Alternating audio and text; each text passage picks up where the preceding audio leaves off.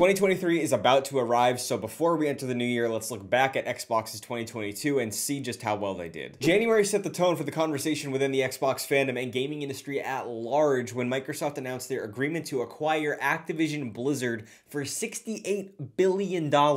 This topic owned the year. February saw global FPS phenomenon Crossfire hit consoles exclusively on Xbox with a campaign orchestrated by Alan Wake and Control developer Remedy with Crossfire X. In March, Xbox pulled off what some people thought was impossible and got Microsoft Flight Simulator running on Xbox Ones from 2013 through xCloud. April gave us the second version of what I think is the funniest technicality and story of this console generation.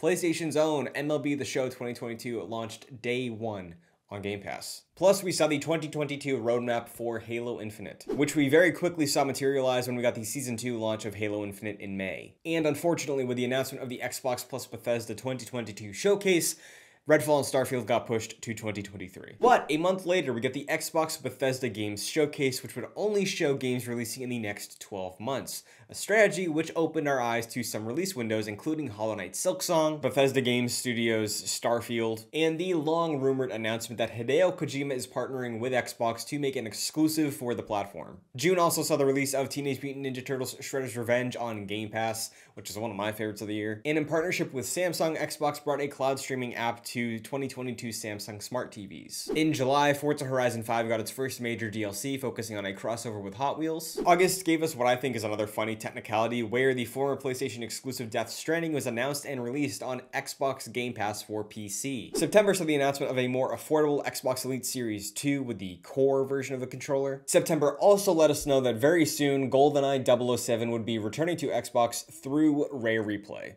After its year-long exclusivity contract, now Xbox Game Studio Arcane was able to release Deathloop for Xbox and Game Pass. Fallout 76 got its expansion focusing on Fallout 3 location The Pit, and leaving early access, Obsidian's Grounded released fully in its 1.0 version. In October, Phil Spencer revealed that the long-rumored Xbox Project Keystone, which was a streaming-only device, was put on hold indefinitely. November brought with it the Halo Infinite Winter Update with long-awaited features like Forge Mode, plus Mission Replay and campaign co-op. November also saw the release of Obsidian's narrative adventure detective game Pentiment. In December, the FTC announced they'd be pursuing a lawsuit against Microsoft to block their purchase of Activision Blizzard, but High on Life dropped, and it was the biggest Game Pass launch for Xbox this year. In a year that was mostly dominated by they said this, legalese, and conversations and debates amongst the fandom, Xbox had a very quiet year with some great hits like Obsidian with Grounded and Pentiment and a host of Halo content, including the Halo TV series. But